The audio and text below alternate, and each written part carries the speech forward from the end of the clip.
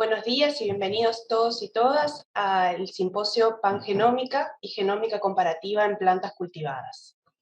Con los avances de las técnicas de secuenciación y de la genómica, pronto se ha hecho evidente que un único genoma de referencia no es suficiente para representar la diversidad de las especies. La secuenciación de numerosas variedades adecuadamente seleccionadas para representar la variabilidad de cada cultivo ha permitido identificar la existencia de un núcleo común de genes, que se ha llamado el core genome, y un genoma dispensable, con genes y variantes presentes solo en algunos individuos y no representadas en el genoma de referencia. En conjunto, conforman lo que se ha llamado el pangenoma. La pangenómica ha permitido identificar variantes desde SNPs a variantes de número de copia, variantes estructurales de gran tamaño, que en muchos casos afectan a muchas características agronómicas importantes o son responsables de las respuestas a factores adversos bióticos y abióticos. Si bien los primeros desarrollos fueron en los principales cultivos, y en este simposio vamos a tener representada la papa, el trigo y el maíz, se han extendido a especies frutales, y en este caso, en este simposio vamos a tener el maracuyá, del género Passiflora, que está comenzando por la generación de genomas de referencia y realizando estudios de genómica comparativa. Todos estos avances tienen importantes aplicaciones en el mejoramiento genético y en estudios evolutivos y de biodiversidad. I'm going to switch to English now to introduce Dr. Christian Bahem. Dr. Bahem holds a PhD from the Max Planck Institute. He works at plant breeding in the Plant Sciences Group of Wageningen University and Research in the Netherlands, and is now project leader for trait discovery in the potato breeding company Solinta, also in Wageningen, Netherlands. And he's part of the Experimental Plant Sciences Graduate School. His research areas are plant developmental biology, biotechnology, genomics, with a special focus on potato and on the physiology of tuberization, flowering, source-sink interactions, cycle, and responses to day length.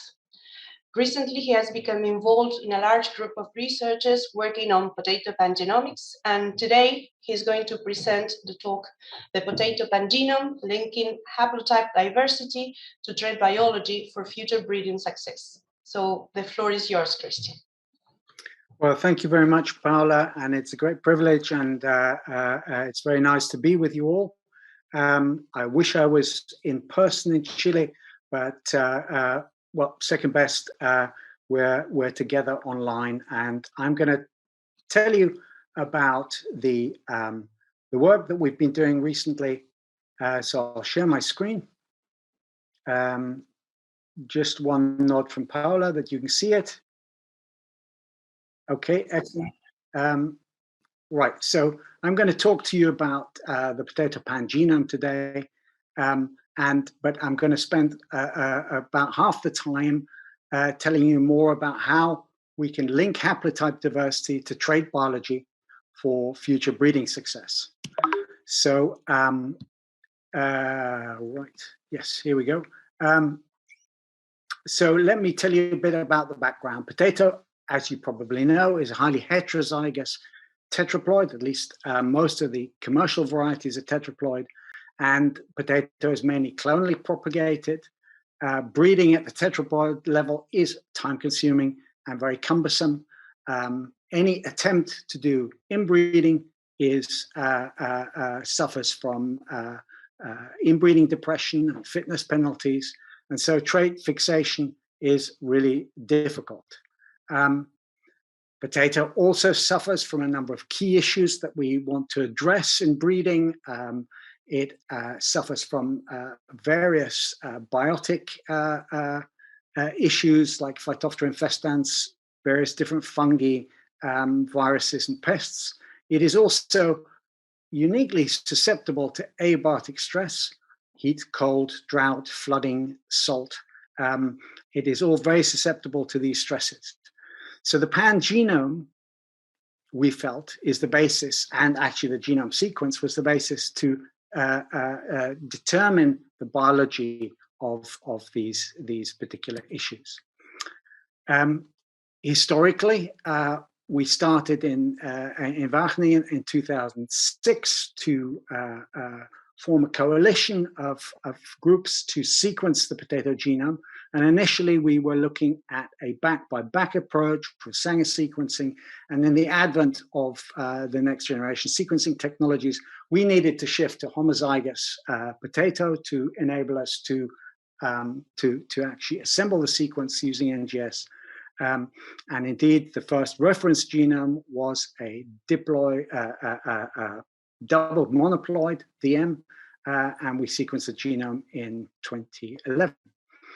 By now, several other genomes, diploids, have been completed, including an updated version of the double monoploid, Solentus, a largely homozygous diploid from Solenta, and now recently we've also completed the sequence of the heterozygous diploid RH. So the rationale for the pangenome, why are we doing this? Well, we want to reveal the genetic diversity, certainly in our germplasm. We want to provide estimates of the frequency of deleterious alleles. We want to have insights into both domestication and the evolution of the potato. And as I said, to understand the biological basis of important traits. One that I will go into in more detail is earliness and leaf maturity. So how did we start off? Well, we have six. We're starting the pangenome using 6 heterozygous diploid cultivars. These were sequenced de novo, generating 24 haplotypes, European and US germplasm. And the potatoes cover a variety of markets, processing and fresh varieties targeted to various geographic locations, including starch, typical starch varieties. So we have Atlantic and Castleton Russell from the US, Spunta, Columba, Avenger, and Altus as varieties from Europe. The method we chose to generate this de novo haploid resolved sequence was using NR gene technology, with the assembly done with the de novo MAGIC assembly, producing the initial phased assemblies, and then additional scaffolding was produced by both Oxford Nanopore sequencing and Hi-C sequencing to give us this long-range connectivity. Essentially, the boring statistics: we have about 2,000, around 2,000. So we have about 10,000 scaffolds in each of the cultivars, and the scaffold size in total was about 2,500 megabases. With, let's say, N50s of the scaffolds at around 2 megabases, and that comprised around 200 scaffolds, and with a reasonable number of undefined nucleotides at around 1 to 2%. We were able to assemble the 4 haplotypes fairly well. This is Atlantic, one of the, but the others are similar. And this is an alignment in a dot plot against the DM reference genome.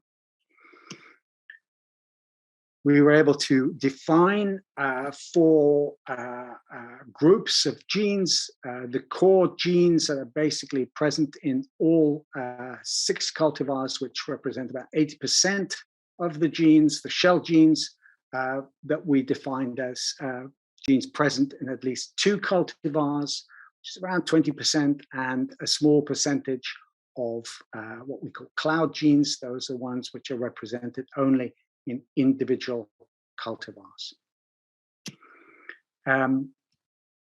So from there, from that broad summary of the pangenome, I'd like to introduce you to the trait of earliness and leaf maturity that I've been looking at.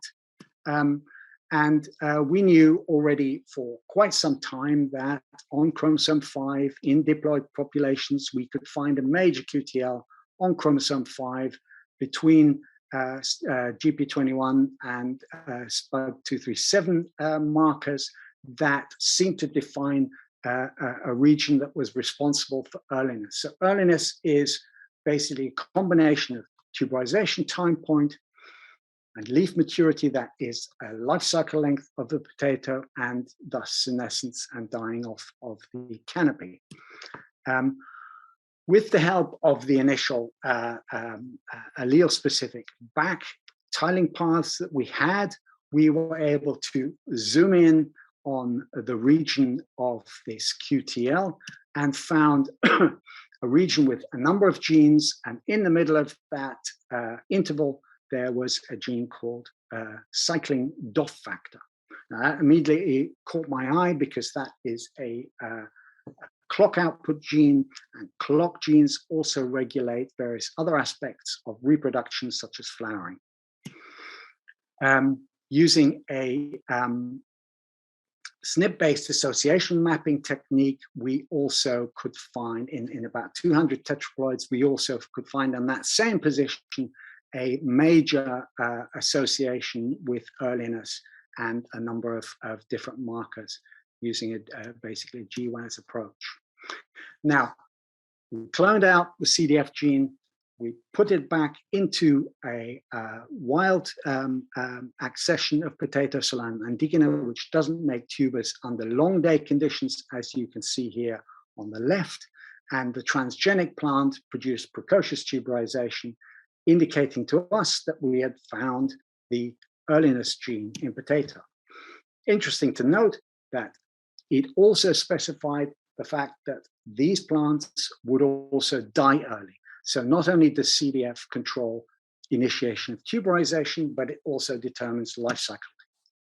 Now, CDF belongs to a gene family of cycling DOF factors, transcription factors. In potato and in Arabidopsis, there are 5. So we called the one on chromosome 5 CDF1, and we found it in 3 different flavors: the wild type CDF 1.1 and the 2 early alleles CDF 1.2 and 1.3.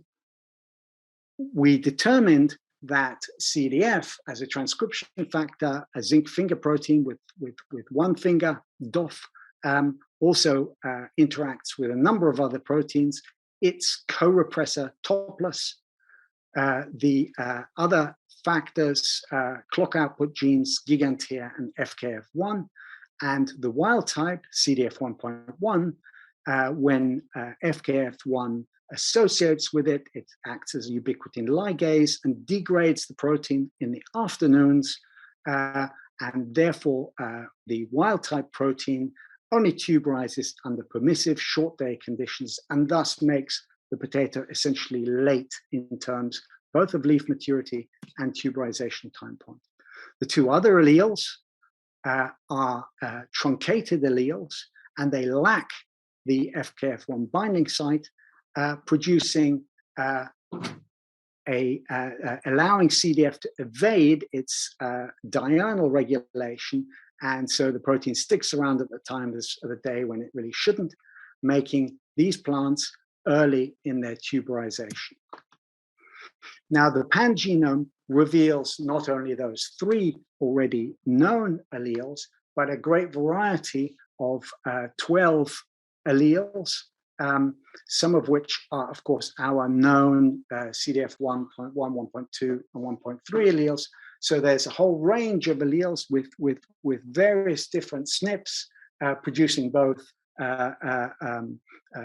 silent mutations, but also some which intriguingly also produce amino acid changes. So why is this important, and what is the complexity of this locus? Right, CDF 1.1 is just a standard little gene with a single intron and is expressed from a promoter upstream of it, like most other genes. But interestingly, this particular gene also has another promoter at the back end, and that produces a long non-coding RNA called FLOR. This acts as a natural antisense transcript and provides an additional layer in addition to the post-translational regulation by FKF1, this also is a natural antisense transcript which degrades the transcript at times of the day when it shouldn't be around. Our two alleles, therefore, our early alleles, actually evolutionarily, the 1.3 allele probably was the first one, and it carries a 865 base pair transposon insertion, which truncates the protein, and in fact, in that case, also the floor promoter is displaced, and so we have a non-functional long non-coding RNA. So that has a double evasion of the regulatory process, and that's why the 1.3 allele is even stronger than the 1.2 allele, where the transposon has excised again, leaving a 7 base pair footprint, which again truncates the protein, but restores the activity of the long non-coding transcript, and therefore reasserts the regulation by the long non-coding RNA natural antisense transcript. We found that, interestingly, that there is a strong link between water homeostasis in potato and the presence or absence of the floor transcript. So what we find is that when we mutate with CRISPR-Cas, we mutate the promoter of the floor, we find a profound susceptibility to drought. Whereas if we impose drought and overexpress the floor, we find a resistance to drought conditions. So we established a model for CDF whereby CDF is an indirect inducer of the signal peptide SP6A, which is a PBP type protein, so an FT-like protein, which travels down to the stolon tip and induces tuber formation. CDF itself, as I said, is regulated by a combination of gigantea and FKF1, which degrade it in a post-translational fashion. CDF itself actually regulates the floor promoter, and it's the floor promoter that produces a natural antisense transcript and regulates the transcript of CDF itself. And together, CDF and its long non-coding counterpart regulate stomatal opening. And with that, I'd like to finish, and the acknowledgements for the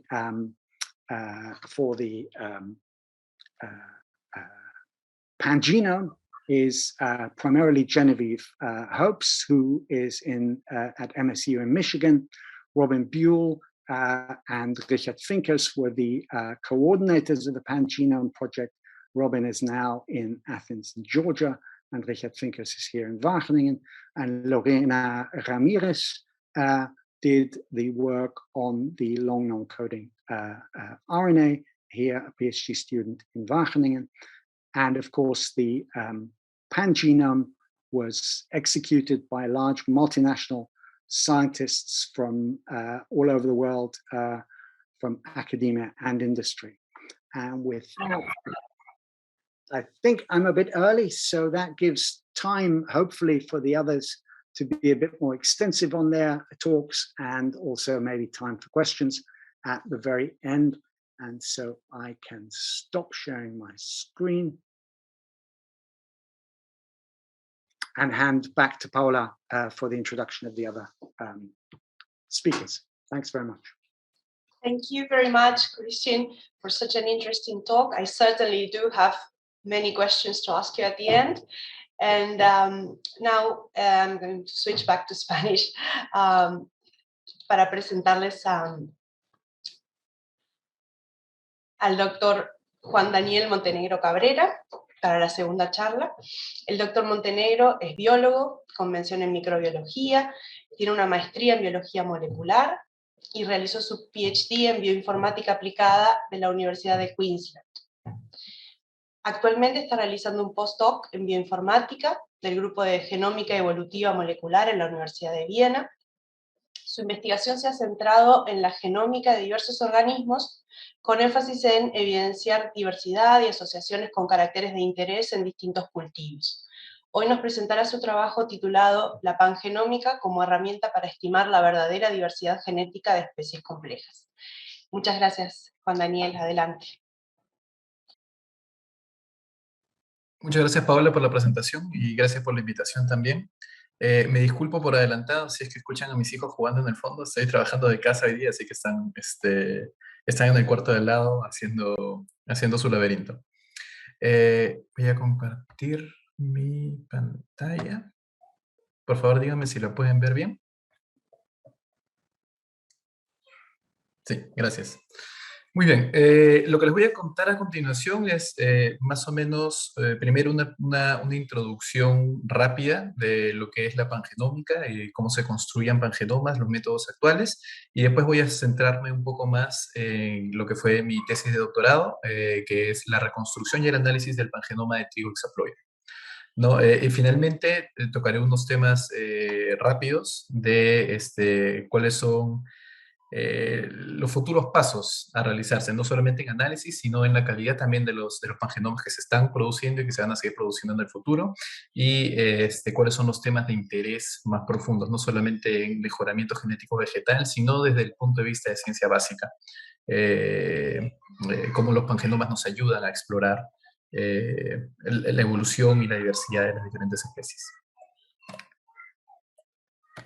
A ver. Primero, algo de antecedentes.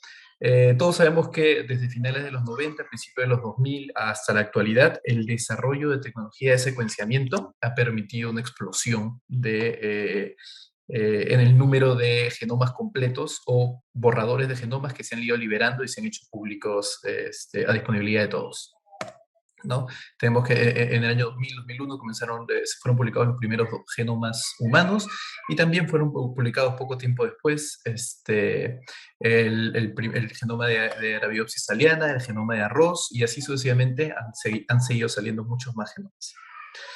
Al principio, como bien lo mencionó el doctor Bickham, el esfuerzo para poder secuenciar genomas del tamaño del humano o del tamaño de plantas ya era monumental. Tanto así que, por ejemplo, el genoma humano tardó desde los 80 hasta el 2001 para poder completarse, y al final de cuentas fue una colaboración entre la empresa pública y la empresa privada la que permitieron sacar adelante el proyecto final. Y aún así, teniendo un esfuerzo de tantos años, durante muchos años, hasta principios hasta finales del año pasado realmente, habían grandes partes del genoma, de un solo genoma de referencia, que todavía quedaban sin secuenciar. Podíamos estimar las distancias entre las partes secuenciadas y completarlas con n's, ¿ya? Pero todavía quedaban esos gaps. Cientos de miles de gaps distribuidos por todo el genoma, que representaban aproximadamente entre el 1 y el 3% de diferentes genomas. ¿Por qué ocurría esto? Porque las tecnologías de secuenciamiento que teníamos al inicio no eran capaces de secuenciar todo el genoma con la misma profundidad o todo el genoma con la misma preferencia. Al principio usábamos secuenciamiento Sanger, que solamente permitía llevar a cabo un secuenciamiento del tipo jerárquico, pues, como el que ven en la figura en la figura B de este gráfico. Sin embargo, con la llegada de los secuenciadores de segunda generación, como Illumina 454, Ion Torrent, etcétera, ya recién se comenzó a utilizar un protocolo de Whole Genome Shotgun. Es decir, que ya no había que ordenar las moléculas de ADN previamente al ensamblaje, sino que se podía ensamblar el genoma de manera directa. Uno de los mayores problemas uno de los mayores retos de este approach ya era el reto computacional. Necesitábamos computadoras mucho más grandes porque el problema se había extendido. Ahora teníamos que poder reconstruir todo el genoma sin saber dónde se anclaban las partes inicialmente o cuál era su localización aproximada dentro del genoma. Conforme ha seguido avanzando, las lecturas que al principio eran solamente de 31, 32, 50 pares de bases, ahora han llegado en la última plataforma Illumina hasta 300 pares de bases, ya, y se desarrollaron diferentes librerías, parent, mapers, de diferentes insertos, para poder tratar de evadir las regiones más problemáticas de un genoma, que son las regiones repetitivas. Acá podemos ver una línea de tiempo de todas las tecnologías de secuenciamiento que han ido saliendo conforme han pasado los años, ¿no? Primero 454, Solexa, Solid, Helioscope, hasta llegar a las tecnologías actuales. Las tecnologías actuales son las de secuenciamiento de moléculas únicas, como por ejemplo el Smart Sequencing de PacBio, o los nanotubos el secuenciamiento por nanoporos de Oxford Nanopore. Y todos estos avances tecnológicos nos permiten y nos han permitido poder desarrollar genomas de referencia de mucha mayor calidad a mucho menor costo. ¿Esto qué quiere decir? Que la explosión de conocimiento de genomas completos hace que podamos secuenciar más de un genoma de la especie a la vez. Ya, uno de los primeros ejemplos fue arroz. Ya, y es más, sin ir muy lejos, incluso antes de tener esas tecnologías ya existían varios artículos que lo que hacía era resecuenciar diferentes variedades de un organismo, de una especie, y no ensamblaba, sino alineaba los reads pequeños que se generaban a un genoma de referencia. Y siempre quedaban, ya pocos, pero quedaban un porcentaje de las lecturas que no se alineaban al genoma de referencia. En algunos casos, estas pequeñas lecturas se ensamblaban aparte y se encontraban nuevos segmentos de secuencia que formaba parte de estas otras accesiones, de estas otras variedades de una especie, pero que no formaban parte y no se podían encontrar en el genoma de referencia. Poco a poco se ha ido construyendo la idea de, se ha ido formando la noción de que un solo genoma de referencia no era suficiente para encontrar la variedad real o la diversidad genética real que hay en una especie. Porque nosotros vamos viendo cómo cada variedad extra que se secuencia y que se alinea a un genoma de referencia único, ya siempre tiene un porcentaje que puede variar entre 10% hasta 20% de las lecturas que sencillamente no encuentran un homólogo o un ortólogo en el genoma de referencia. Es ahí que nace el concepto de pangenoma. El concepto de pangenoma básicamente nace de la evidencia empírica de que todas las variedades de una especie, hablemos ahorita no solamente de plantas, sino también de animales, de bacterias, etcétera, toda la diversidad genética, todas las lecturas producidas de diferentes variedades de una especie, no se encuentran contenidas en un solo individuo, en el genoma de referencia de un solo individuo. Hay partes del genoma que van a aparecer en algunos individuos, o sea, en un grupo de subindividuos de la población. Hay partes del genoma que van a aparecer en un solo individuo, ¿no? Y a esto se les denominó con dos nombres. Uno era el core genome. Core genome eran las secuencias que estaban compartidas por todos los individuos de la especie secuenciados, ¿no? Y lo demás era un genoma accesorio, un genoma variable, ¿no? Que también puede ser subclasificado. Pero la idea concreta es esa, ¿no? Hay un set de genes, hay un set de secuencias que caracterizan a todos los individuos de una especie, ¿ya? Y hay un set de secuencias y genes, ¿ya? Que son específicos para cada uno de los individuos de esa colección. Ahora, existen muchas maneras de integrar esta información extra para poder hacer tu referencia, el genoma de referencia, donde vas a alinear las lecturas, de donde vas a tratar de obtener la información de polimorfismos, la información de diversidad genética. Existen muchas maneras de poder reconstruir este pangenoma, un pangenoma de referencia.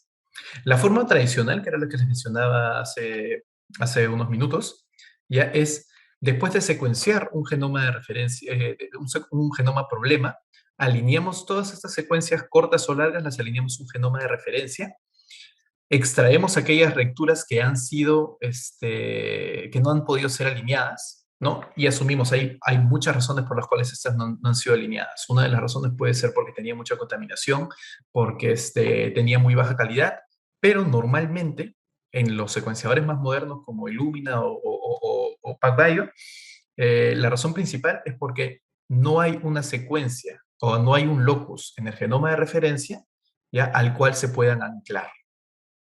Y esto es porque es una secuencia novedosa, es una secuencia nueva que sencillamente no tiene equivalente, no tiene un ortólogo en el genoma de referencia. Entonces hay que añadirla a ese genoma de referencia. ¿Y cómo se añade? En el ejemplo A, por ejemplo, tenemos que las lecturas no alineadas se ensamblan por separado de todas las demás, ¿no? Y se agregan como pequeños contigs, ya contigs nuevos, contigs alternativos, podríamos decirle, que no se encuentran y se agregan a un genoma de referencia. Y se genera una especie de pangenoma lineal, que es un acumulado de cromosomas, de cromosomas o de contigs canónicos, por decirlo de algún modo, más contigs accesorios, contigs variables, que representan esta variabilidad de ausencia y presencia de genes. La otra manera, ya que es mucho más costosa que solamente hacer este tipo de secuenciamiento menos profundo, es hacer ensamblaje de novo de más de un genoma de la misma especie. Esto, por ejemplo, se ha hecho muchas veces con Arabidopsis. Uno de los primeros ejemplos fue también con soya, con arroz, con maíz, donde tuvimos, que como son los principales cultivos, los cultivos más importantes, donde fue que tuvimos los primeros genomas completos y donde pudimos tener más de un genoma de referencia completo a la vez. La idea detrás de esto es agarrar cada cromosoma, ¿no? Que viene a ser una molécula de ADN completa, ¿no? Y alinear el cromosoma 1 de la variedad 1 con el cromosoma 1 de la variedad 2, ¿ya? Y comenzar a ver cuáles son todas las variaciones, las mutaciones, las variantes que realmente encontramos ahí, ¿no? Y tratar de expresarla de algún modo en una especie de consolidado, ¿no? Acá, por ejemplo, alineamos dos ensamblajes de novo, ¿no? Y encontramos, aparte de regiones altamente sintéticas, conservadas, que pueden haber cambiado de dirección, tienen inversión, etcétera, también encontramos regiones que están completamente ausentes en un individuo y en otro. Acá, por ejemplo, vemos que acá están comparando 3 genomas de referencia, ¿no? Y vemos que entre el genoma 1 y el genoma 2 hay una inversión, ya entre el genoma 2 y el genoma 3 hay una deleción, también entre el genoma 1 y el genoma 3 hay una deleción, y así se puede representar por medio de comparaciones, ¿no? Cuál es la diversidad estructural de los cromosomas o de moléculas completas de ADN entre varias accesiones. Y es en estas regiones de color rojo, ¿ya? Donde vamos a encontrar genes, ya que van a tener características especiales, como les voy a mostrar más adelante.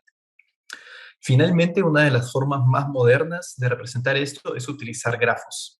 Ya, en particular, grafos de variantes, como el Variant Graph de Digitools, o ahora ya se estilan los Pangenome Graphs o los Haplotype Graphs, que básicamente lo que te dice es, tenemos una referencia, ¿no? Que digamos es una línea recta, ¿ya? Y a esa referencia le comenzamos a encontrar caminos alternativos.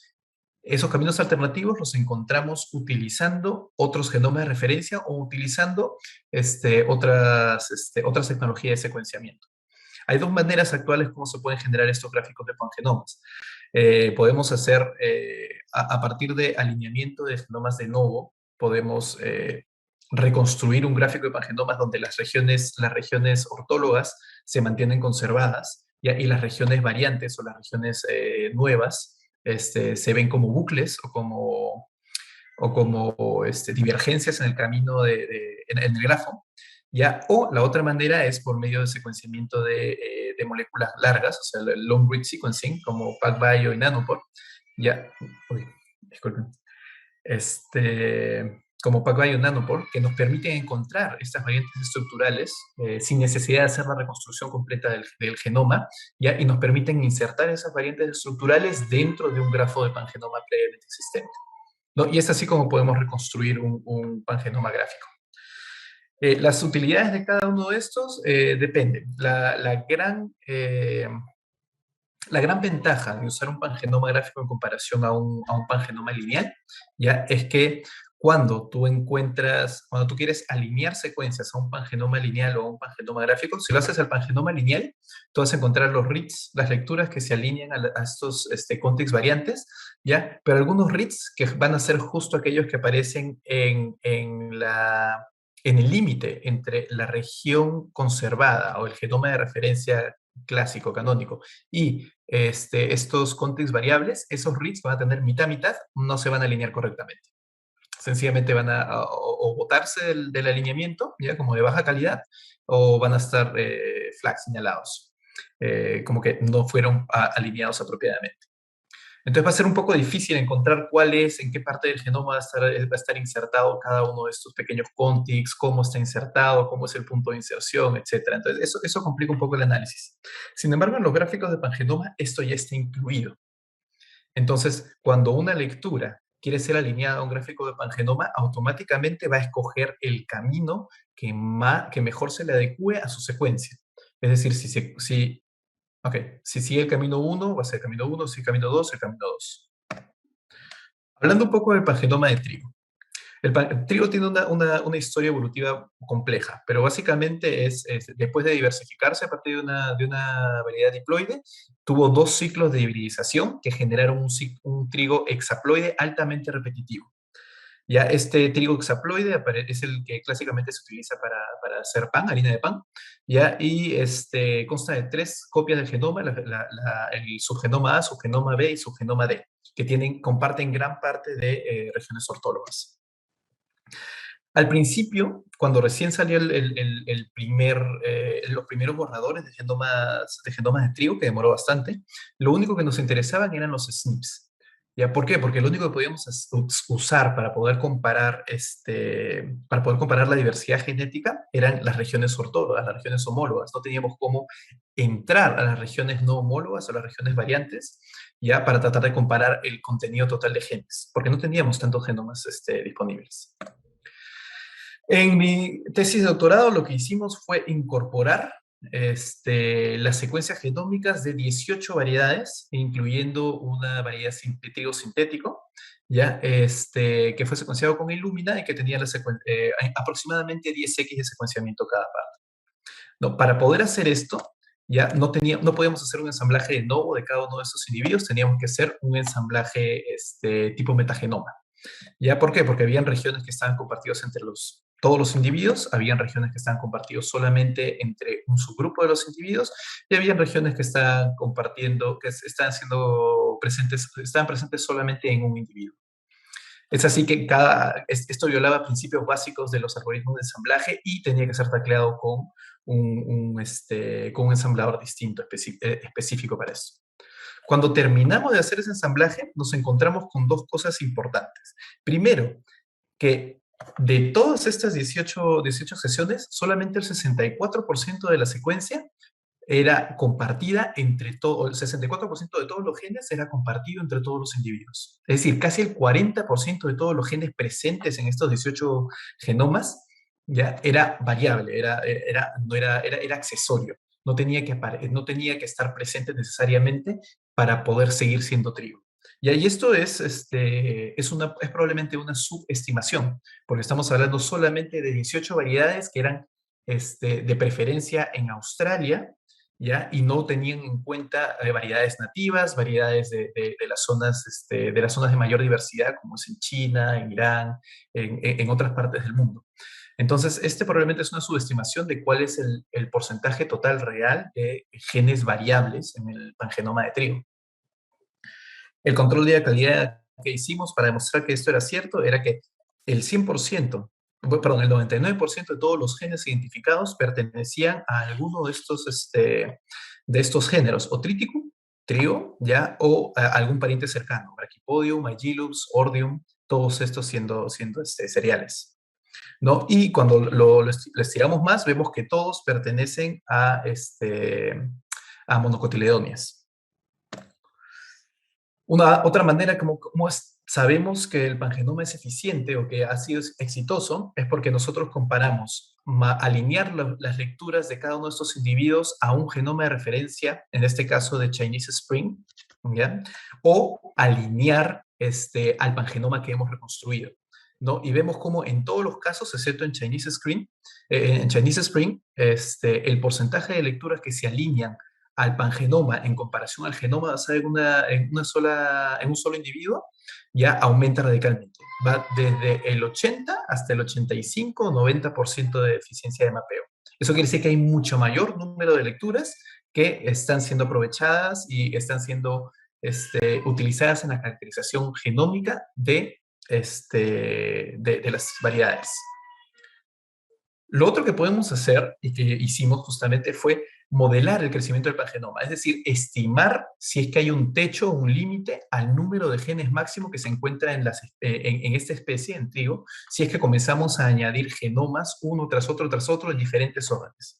Esta es una imagen ya mejorada o curada, ya de lo que realmente se ve, pero nosotros vemos que en tanto hacia el crecimiento como del pangenoma total, o sea, del número de genes total, como el número de genes compartidos, que sería el core genome, ya se pueden estimar asíntotas.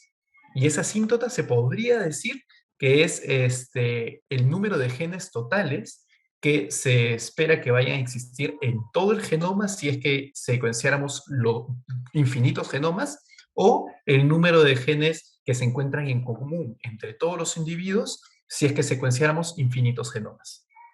De tal modo que podemos estimar cuál es el número mínimo de genomas que necesitamos secuenciar para poder tener una resolución o para poder tener la mayor cantidad de genes posibles, o el 99, el 95% de todos los genes y de toda la diversidad genética real que existe en una especie.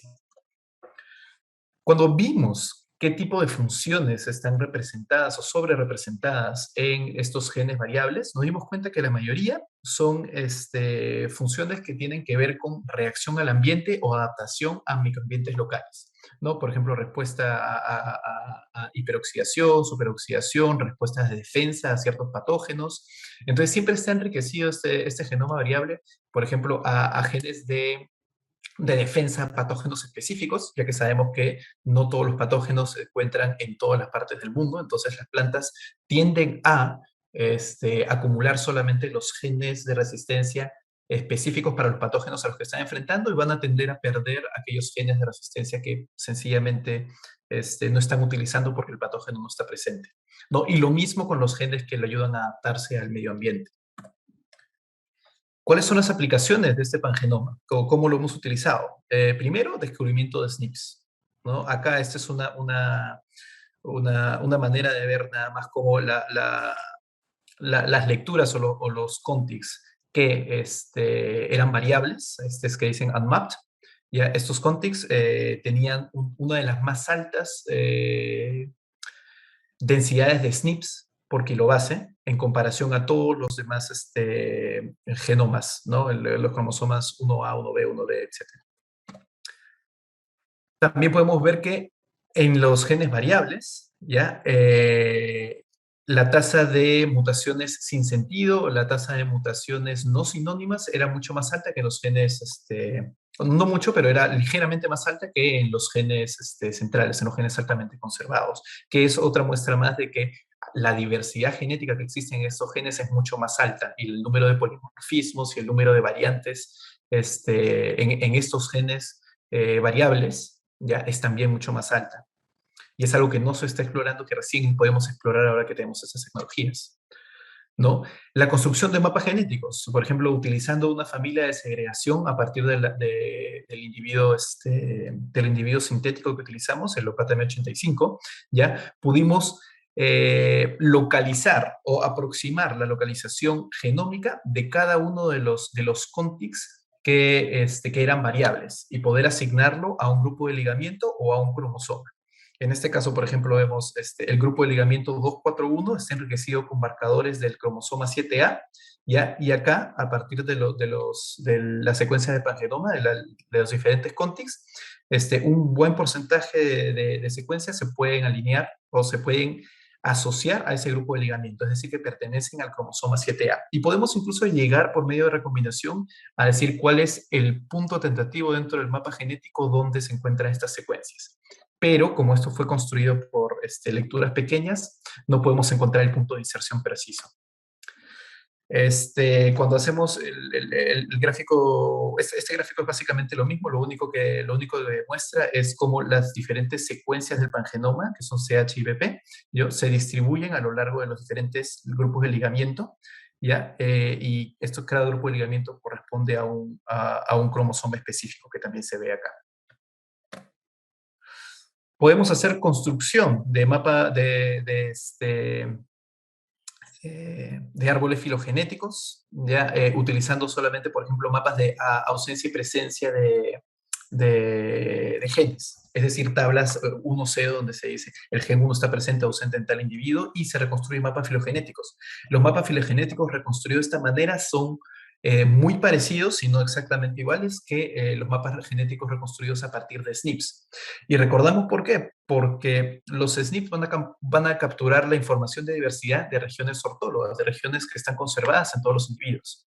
¿Ya? Sin embargo, los presence-absence variation, esta tabla de contingencia de 1, 0, presencia-ausencia de genes, ya nos va a permitir identificar cuáles de estos genes se encuentran en un mayor número de individuos, cuáles no se encuentran en otro número de individuos, y nos va a mostrar una historia evolutiva diferente de estos individuos. Por ejemplo, acá, el W7984, de acá es el individuo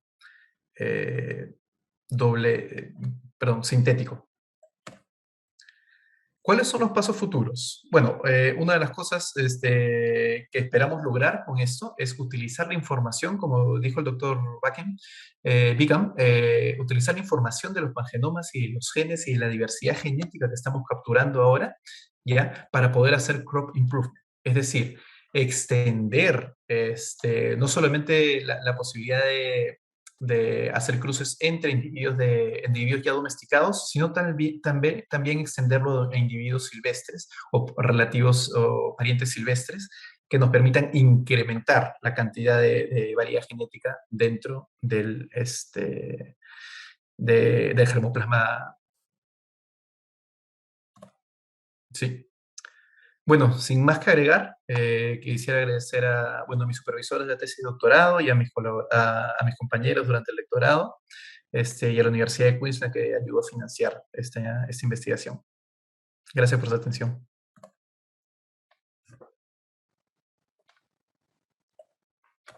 Muchas gracias, Juan Daniel, por tu interesante presentación y bueno, por allanar el camino para entender la pangenómica y cómo se construyen los pangenomas.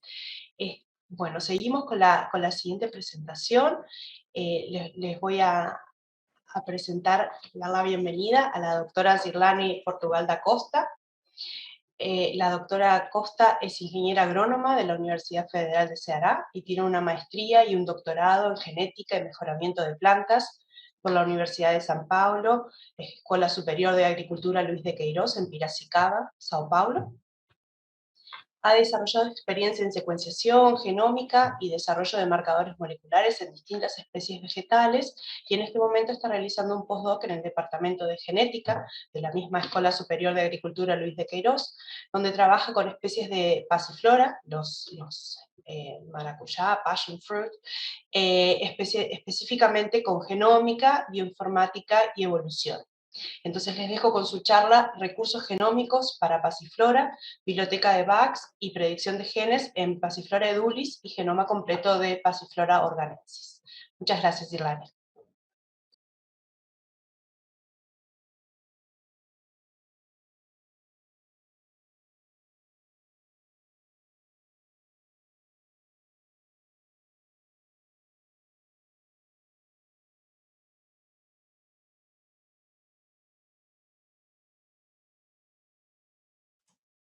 Thank you. Ok. Obrigada pelo convite. Então, a minha palestra tem como título Recursos genômicos para Passiflora, Biblioteca de Bax e predição de genes em Passiflora edulis e o genoma completo de Passiflora organensis.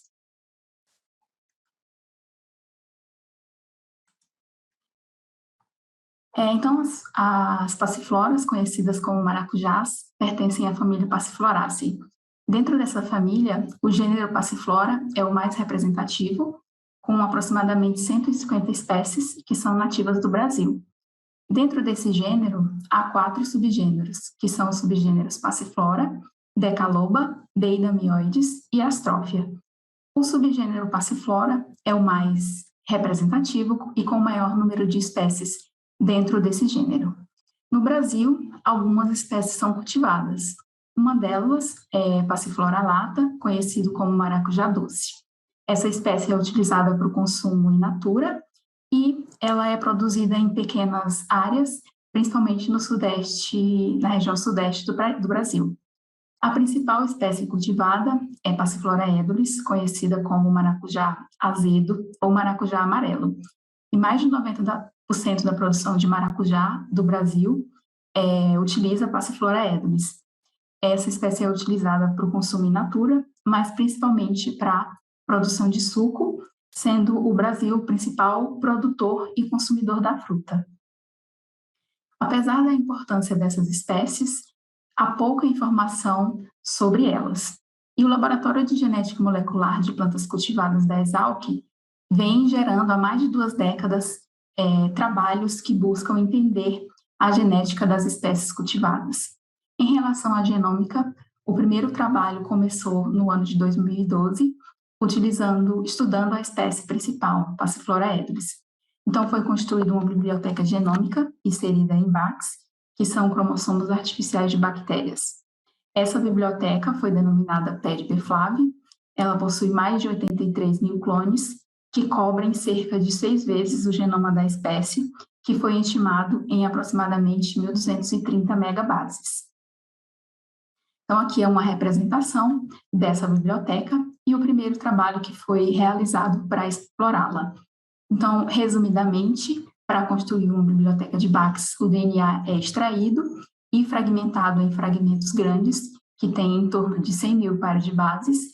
Esses fragmentos são inseridos nos cromossomos artificiais das bactérias, que conseguem manter esses fragmentos grandes. Então, esse primeiro trabalho teve como objetivo extrair esses fragmentos e sequenciar as suas pontas, que nós chamamos de back-ends, que têm um tamanho de até 1000 pares de bases. Então, foram obtidos esses fragmentos e analisados, e esse foi o primeiro estudo com sequências provenientes do genoma de Passiflora edulis.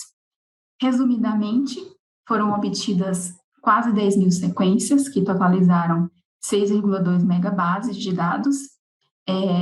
9,6% desses dados pertenciam a regiões codantes, ou seja, de genes, e 19,6% foram representados por elementos repetitivos. Dentre outras análises que foram realizadas, foi realizado também um mapeamento comparativo dessas sequências com algumas espécies com genomas bem anotados, que foram Arabidopsis thaliana, Vitis vinifera e Populus tricorcarpa. Então, aqui é uma representação desse mapeamento genômico comparativo, onde foram identificadas regiões similares entre as sequências de Passiflora edulis e as sequências desses genomas. Além de ser o primeiro trabalho explorando as sequências do genoma de Passiflora edulis, esse resultado do mapeamento comparativo serviu como base para a seleção de insertos para o sequenciamento completo. Então, a partir dessa seleção, o primeiro resultado foi a obtenção do genoma cloroplastidial completo de Passiflora edulis. Então, esse genoma foi montado e anotado e analisado e publicado no ano de 2017. Os outros insertos que foram selecionados foram submetidos à análise de anotação de genes e também de comparação com outras espécies, publicado nesse trabalho, que foi a análise dessa fração rica em genes do genoma de Passiflora edulis. Então, no total, foram selecionados 112 insertos daquela biblioteca. Esses insertos tinham um tamanho de mínimo de mais de 24 mil pares de bases, até mais de 142 mil pares de bases. Esses insertos totalizaram 10,4 megabases de dados, o que representa aproximadamente 1% do genoma de Passiflora edulis. A anotação estrutural foi realizada e 1.883 genes foram preditos, cujas sequências corresponderam a 44% do total desses dados. Então, o objetivo aqui foi um passo inicial para conhecer o genoma e estudar essa fração rica em genes do genoma de Passiflora ebrius. Esses genes também foram submetidos à análise anotação funcional, que é o processo de atribuir função, características a esses genes. Então, mais de 3.000 termos de ontologia gênica foram associados a 1.191 genes, e esses termos tinham relação com processos metabólicos, função molecular e localização celular desses genes preditos. Um outro resultado desse trabalho foi a comparação desses insertos anotados, contendo genes de Passiflora ebrius, que foram comparados com as mesmas regiões dos genomas de Populus tricocarpa e Manihua esculenta. Essas espécies pertencem à mesma ordem que Passiflora ebrius, que é a ordem Malpighialis, e na época que esse trabalho foi realizado, eram os genomas mais próximos da espécie, mais bem anotados. Então, a partir desse resultado, foi constatado que havia uma correspondência muito grande entre as regiões de Passiflora ebrius e os genomas comparados, e muitas vezes os mesmos genes foram encontrados na mesma ordem e na mesma direção. Outro trabalho, a partir desses insertos selecionados previamente, foi a identificação e caracterização dos elementos de transposição e uma classificação mais detalhada dos elementos da linhagem LTR. Então, nesse trabalho foram identificados 250 elementos de transposição. A maioria desses elementos pertenciam à ordem LTR, o que condiz com a literatura para a maior parte dos genomas publicados. Uma pequena parte, aproximadamente 3%, pertenceram a transposões de DNA. Outras análises foram realizadas, como, por exemplo, a classificação dos elementos da ordem LTR em linhagens evolutivas das superfamílias Copia e Gypsy, e também a identificação de todos os domínios e da estrutura desses elementos detalhada e a localização desses elementos no genoma. Então, esses foram os primeiros trabalhos, apesar de ser uma porcentagem pequena, aproximadamente 1% do genoma de Passiflora ebrius, foram os primeiros trabalhos que disponibilizaram sequências completas de genes e de elementos de transposição e alguns estudos evolutivos para a espécie. Hoje, muitas equipes trabalham com Passiflora e no final do ano passado, o genoma completo de Passiflora ebrius foi obtido e, com certeza, esse genoma que agora está disponível auxiliará muito nos nossos estudos de comparação. Então, agora nós estamos estudando outras espécies. Um desses trabalhos foi a obtenção do genoma de Passiflora organensis, que foi realizado no começo desse ano, foi concluído no começo desse ano. Passiflora organensis é uma espécie silvestre de Passiflora, ela é encontrada em região de Mata Atlântica, do sul e do sudeste do Brasil. Ela possui uma morfologia bem característica das passifloras, como podemos ver aqui na estrutura da planta e nas flores. Então, para a obtenção desse genoma, foram gerados dados de sequenciamento Illumina, PacBio e Oxford Nanopore. Também foram gerados mapas ópticos e dados de transcriptoma. Foram gerados aproximadamente 90 gigabases de dados, e com essa quantidade de dados nós conseguimos obter um genoma.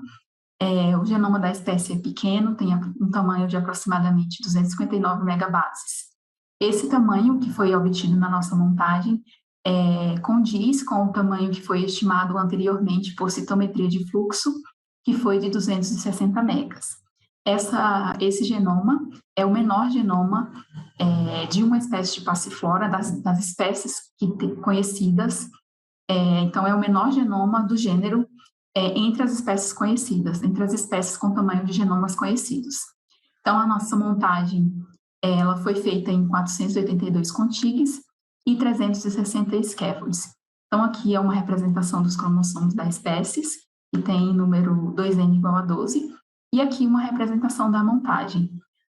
Alguns desses scaffolds, que são marcados aqui em rosa, nós conseguimos atribuir aos respectivos cromossomos através de abordagens de bioinformática e também de informações de localização de marcadores citogenômicos, que estão marcados aqui em azul, que foram sondas desenvolvidas a partir de DNA satélite. Então, a gente já tinha essas informações de um trabalho anterior, e isso auxiliou a nossa montagem e a atribuição de scaffolds grandes a alguns desses cromossomos.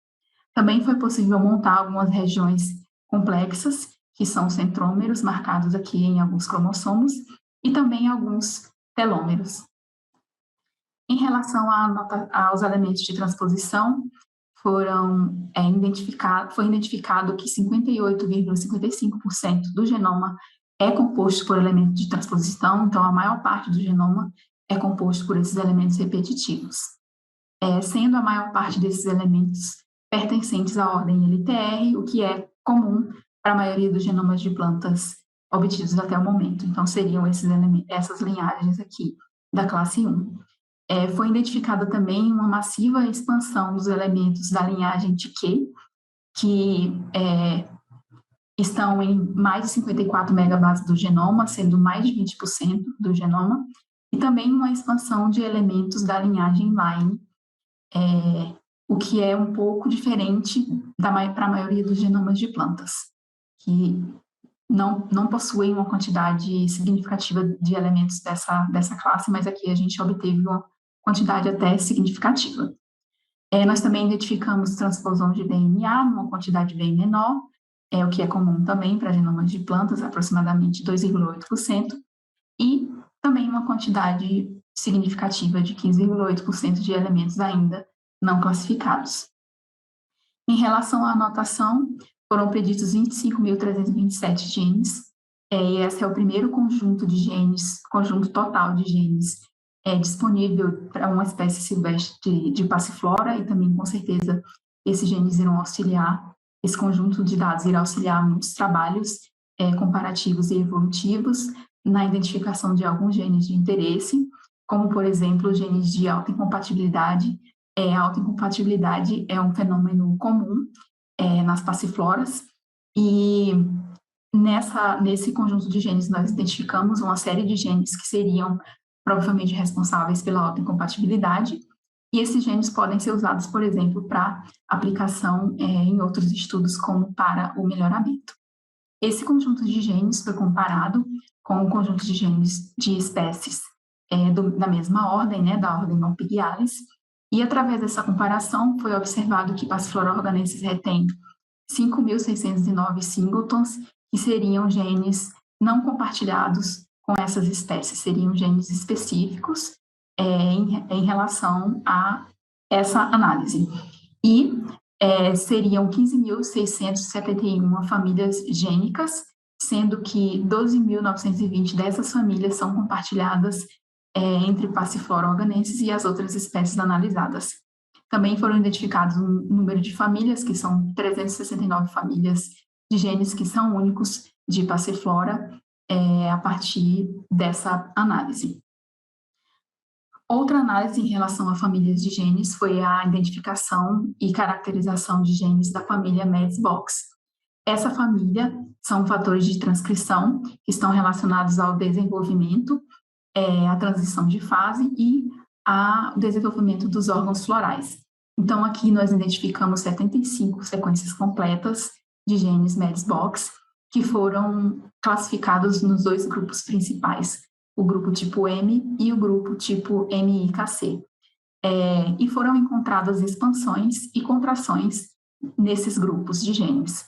Então, no grupo tipo M, foi encontrada uma redução drástica desses genes em comparação com outros genomas de plantas que foram Arabidopsis thaliana, Populus tricocarpa e Vitis vinifera. Os genes do tipo MIKC foram submetidos a uma filogenia, que é o que nós vemos aqui na figura, e eles foram divididos em 13 grupos. O grupo PIAP3, que é esse grupo que está aqui, ele exibiu a maior expansão quando comparado ao número de genes das outras espécies. Expansões nesse grupo de genes já foram relatados para outras espécies e estariam relacionados a algumas estruturas florais que são consideradas novidades evolutivas. Estariam relacionados à duplicação e à neofuncionalização de genes desse grupo. Então, talvez em Passiflora organensis possa ter também alguma relação com a evolução das estruturas florais. Nós também detectamos duplicações genômicas completas através da comparação dos parálogos entre as espécies Populus trichocarpa, Salix purpurea e Manicure esculenta, que são da mesma ordem, e nós conseguimos encontrar eventos compartilhados, um evento de triplicação do genoma compartilhado por todas as espécies, e mais um evento de duplicação genômica. Por fim, ambos os genomas organelares foram recuperados. Em relação ao genoma mitocondrial, foram montadas 2 moléculas. Essa molécula maior seria a molécula principal da mitocôndria, possuindo mais de 1 megabases. Ela é linear e ela possui a maioria dos genes canônicos de mitocôndria e também 3 mitovírus.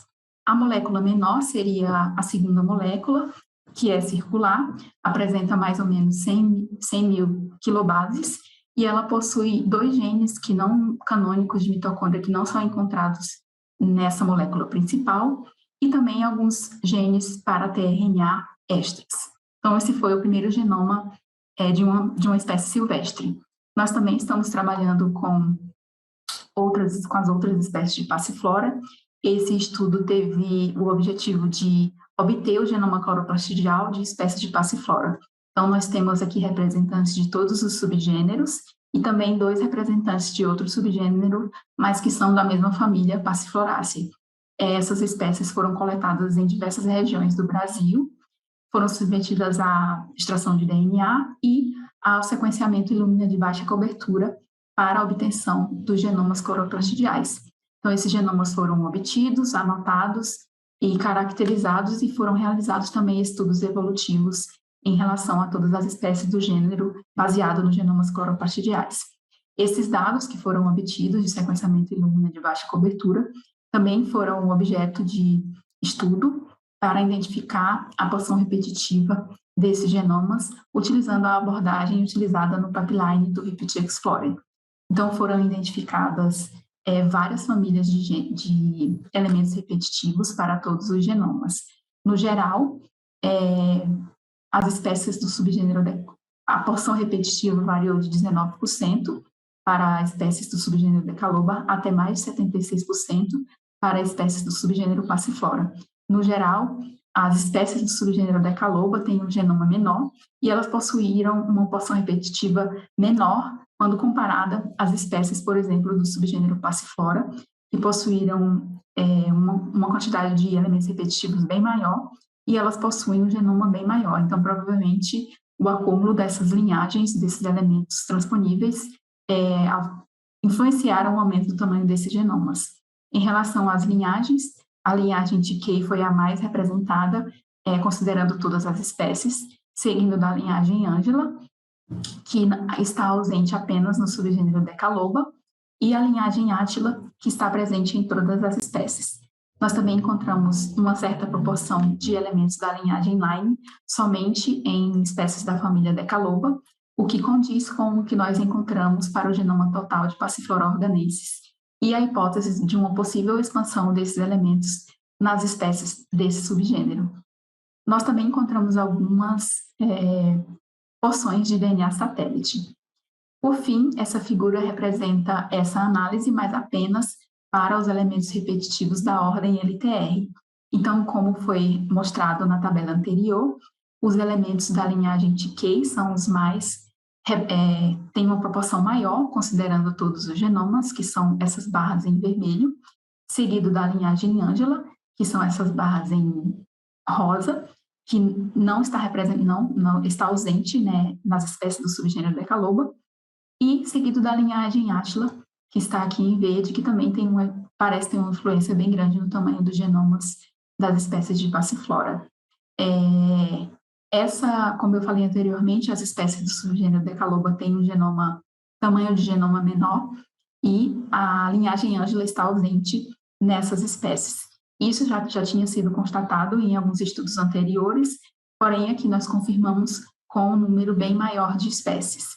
Então, essas espécies podem ter desenvolvido algum mecanismo para eliminar esses elementos desses genomas e se manter com um genoma um pouco menor. Então, a obtenção do primeiro genoma para uma espécie selvagem de passiflora, que é nativa do Brasil, foi um grande passo em relação aos estudos genômicos para a família Passifloraceae. Nós pretendemos aumentar o nosso conhecimento a partir da genômica comparativa, comparando principalmente Passiflora organensis com o genoma recém-publicado de Passiflora ebulis. Essa última análise que eu mostrei da porção repetitiva, também vai nos dar uma visão geral, bem ampla sobre a porção repetitiva dos genomas das espécies de Passiflora. E, em conclusão, nossos resultados serão um recurso valioso para a genômica e para estudos evolucionários do gênero.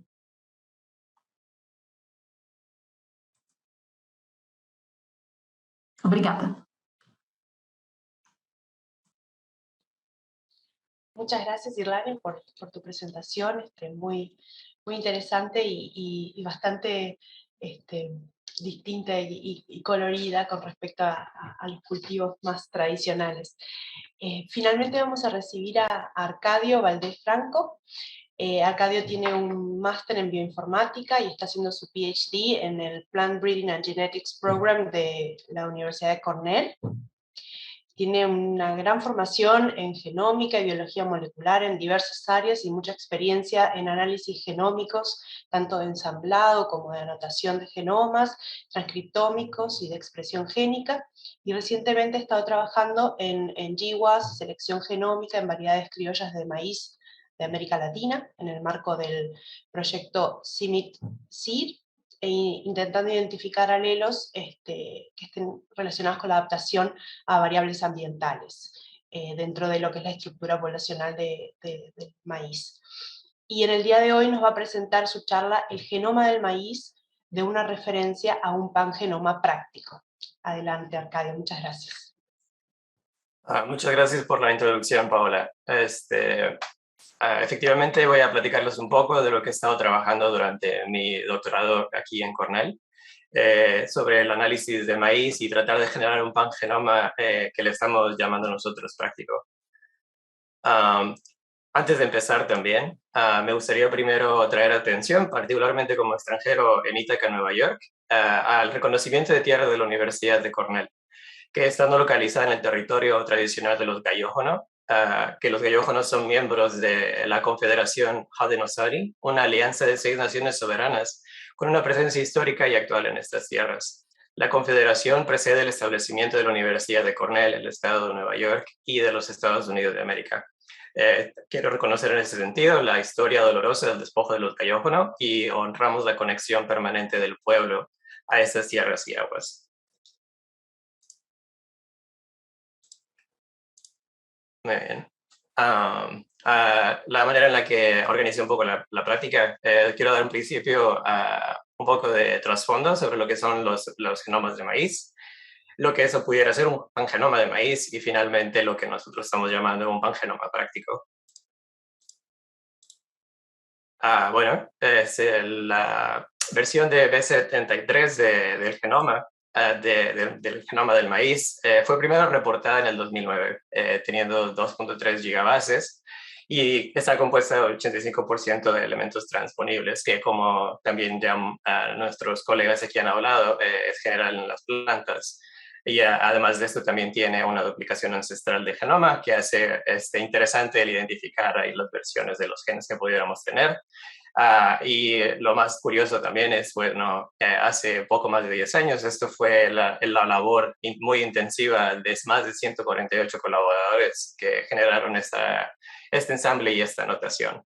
Afortunadamente, teniendo tanta historia, también se ha identificado que hay altos niveles de diversidad estructural dentro del genoma del maíz, lo que en general le permite tener tanta diversidad de adaptación a diversas regiones geográficas, pero que a la vez hace un poquito complicado, inclusive, pues interesante el análisis de este mismo genoma.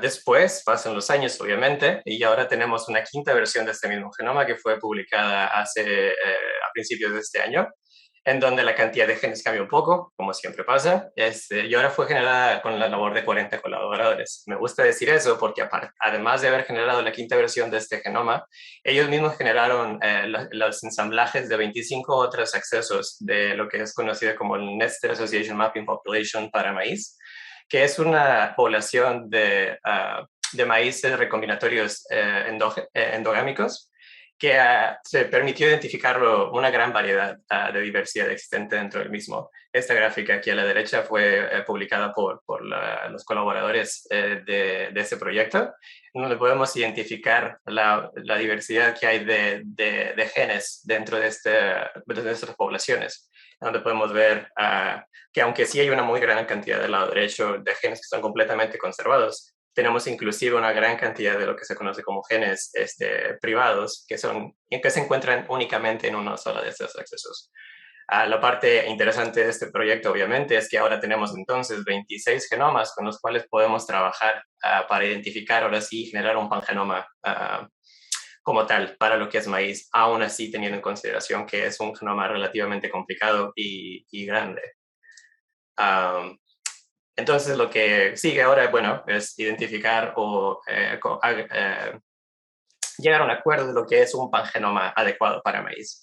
¿Por qué? Porque, como hemos estado viendo, se puede identificar estos genomas ya sea por número de genes o por tipos de genes, pero sin embargo, cuando trabajamos con ensamblajes, pues siempre hay que tener en consideración que ese pangenoma va a ser afectado por la calidad de esos ensamblajes y por los algoritmos que utilicen para alinear estas mismas secuencias. ¿Y por qué se vuelve esto complicado? Porque a lo largo de más de 10 años de historias de ensambles de maíz, no son únicamente estos últimos 26 ensambles que se han generado, sino hay otra historia muy larga en donde colaboradores que trabajan con maíz han generado muchísimos otros ensambles. Sin embargo, de nuevo, debido a los tipos de lecturas, como el colega anterior mencionó, puede generar distintas moléculas que son más o menos difíciles de ensamblar, lo que te puede generar una identificación particular de tipos de genes o de tipos de elementos transponibles que se vuelve entonces complicado generar una especie de análisis conjunto adecuado. Entonces, ¿cómo podemos trabajar todo esto? Antes también de pasar a esto, es, bueno, ¿cómo nosotros utilizamos los pangenomas? Gracias a los colegas que nos han estado platicando antes de mí, me hace más fácil esta introducción, porque uno de los estudios principales de los pangenomas, bueno, es para generar un análisis de la diversidad existente en la especie. Podemos nosotros identificar cuáles son los genes conservados, cuáles son los genes privados, cuáles son los genes que se pueden identificar como asociados a ciertas condiciones porque están incluidos únicamente en una cierta variedad de la especie. Asimismo, también puede servir como una fuente de anotaciones porque podemos generar una base de datos en donde uno puede, bueno, ¿qué clase de información tengo para este gen? Bueno, si está disponible en todos estos accesos, podemos identificar que entonces este gen se pudiera ser un punto de interés particular para hacer de nuevo análisis de adaptación o quizás de resistencia a alguna enfermedad o situaciones similares. Pero sin embargo, al menos por el interés particular que nosotros tenemos de análisis de poblaciones, nosotros queremos ver, bueno, ¿qué pasa entonces si lo queremos utilizar como una herramienta de genotipado? En particular, como también lo mencionó mi colega anterior, lo que son los grafos de pangenomas. Estos se han utilizado ampliamente en especies relativamente simples como levaduras o bacterias, asimismo también como en humanos. Sin embargo, como hemos estado viendo, los genomas en plantas son particularmente complicados de analizar. Esto debido a los altos niveles de diversidad, tanto de variabilidad en SNPs o en cambios de nucleótidos simples, como de variaciones estructurales que son grandes cambios como de translocaciones o inversiones o de lesiones, que se vuelve un poco complicado para este tipo de herramientas manejarlas todas en conjunto. Por lo tanto, nosotros en el laboratorio, como parte de mi doctorado, estamos tratando de generar lo que nosotros estamos llamando un gráfico de haplotipos práctico. ¿Y qué es lo que nos referimos nosotros como práctico? Un gráfico de haplotipos práctico. Bueno, primero, como vemos que el genoma es muy complicado, bueno, ¿qué pasa entonces si nosotros, en lugar de querer analizar un cromosoma completo, bueno, generamos regiones particulares predeterminadas? para así identificar los puntos de inicio y de final de los haplotipos. Como sabemos también, los puntos de recombinación en especies en general y parte de maíz en particular no ocurren aleatoriamente en todo el cromosoma, sino que se enfocan generalmente en ciertas regiones, particularmente alrededor de los genes. Entonces, por ejemplo, podemos nosotros definir a los genes como los puntos de corte para definir una región de un haplotipo. Entonces, estas secuencias, identificadas como punto de corte alrededor de los genes, podemos identificarlas para procesarla entonces y utilizar estas como referencias para mapeado. Y la parte de la gráfica es porque estos haplotipos tienen una secuencia lineal que podemos nosotros identificar entonces como nodos en un gráfico de Trellis, que puede ser entonces utilizado con información de mapeado, por ejemplo, de lecturas cortas de series de accesos, se puede utilizar para identificar los caminos o los paths más probables de una muestra que tenga interés de ser imputada. Entonces, ¿cómo nosotros generamos esto? Tenemos nosotros, como también mencionamos antes, podemos definir una referencia, de una secuencia como referencia. Y tenemos una secuencia de otro genoma. Estos mismos se pueden alinear, sin embargo, como ya sabemos, esos alineamientos pueden ser complicados, puedes tener elementos que son fraccionados. Y es en donde entonces viene nuestra parte de análisis práctico. Nosotros podemos definir aquí en color más claro lo que son los genes, que podemos nosotros definir como las regiones de interés, y pues aquí nada más son regiones 1 y 2, y lo que vienen siendo el complemento de esas regiones que podemos llamar las interregiones de los mismos. Gracias a esto, entonces nosotros podemos identificar lo que son las secuencias equivalentes, desde dónde hasta dónde podemos identificar la sección para esta región de interés 1, y si termina o no en este punto, bueno, ahí somos el haplotipo equivalente para esa misma en nuestra taxa número 2. Toda esta información entonces la podemos almacenar en una base de datos para tener después acceso a lo que es las regiones equivalentes para cada una de estas regiones de interés y los haplotipos que se encuentran en las mismas. Después, bueno, viene la parte de identificar las variantes. Entonces, ¿cómo lo hacemos? Tenemos la región 1 para la secuencia de una de taxa 1 y una que es una taxa 2 y 3. Estos alineamientos que tenemos en particular, dado que tenemos identificados los haplotipos equivalentes, podemos nosotros identificar dónde están esas variantes como tal. Podemos identificar tanto SNPs como deleciones relativamente grandes que se pueden encontrar dentro de estos mismos haplotipos. Todas estas se pueden caracterizar con un nombre, porque sabemos de qué haplotipo viene, y toda esta información entonces se puede guardar dentro de la misma base de datos como un contexto dentro del haplotipo, para tener esta información sin necesidad de almacenar completamente la secuencia del haplotipo en nuestra base de datos. Y luego, ¿cómo lo utilizamos? Pues lo que tenemos como un análisis de genotipado simple, tenemos, por ejemplo, lecturas de Illumina, que son secuencias cortas. Estas mismas se pueden alinear a la colección de nuestro pangenoma, que es tal cual todos nuestros ensamblajes. Y esto se puede entonces identificar que para cada una de las regiones, para cada uno de los haplotipos, pues las lecturas se acomodan de cierta forma debido a que tienen, por ejemplo, esas deleciones. Entonces nosotros podríamos no tener secuencias que se encuentren en un haplotipo, pero sí en otro. O también podríamos tener que una secuencia se alinea con mucho mayor afinidad a un cierto haplotipo que a otro para cada una de estas regiones. Teniendo esta información, entonces, en dónde se mapean estas lecturas, podemos almacenarlas de nuevo en una base de datos, sin necesidad de mantener por completo la información en esos SAM files que para la gente que trabajamos, pues se pueden volver un poco complicados porque, pues bueno, es muchísima la información que contiene y es muy grande. Entonces nosotros evitamos ese problema y almacenamos únicamente la información de en dónde y cómo se mapean estas lecturas en nuestra colección de haplotipos.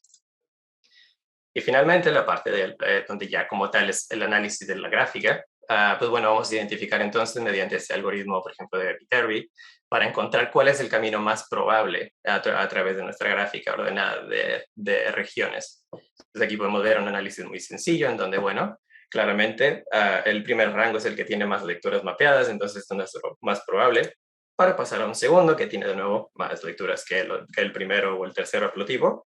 Y de nuevo, igualmente para la tercera región.